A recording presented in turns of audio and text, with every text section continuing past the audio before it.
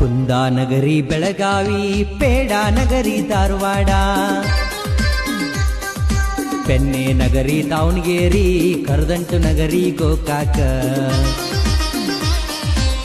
ತುಮಕೂರು ಕಲ್ಪತರ ನಾಡು, ಬಳ್ಳಾರಿ ಗನಿಯ ನಾಡು, ಮಂಡ್ಯ ನೋಡ ಸಕ್ಕರೆ ನಾಡು, ವಿಜಯಪುರ ಗುಮ್ಮಟ ನಗರಿ, ಉದ್ಯಾನ ನಗರಿ ಬೆಂಗಳೂರ, ಮಂಜಿನ ನಗರಿ ಮಡಿಕೇರಿ,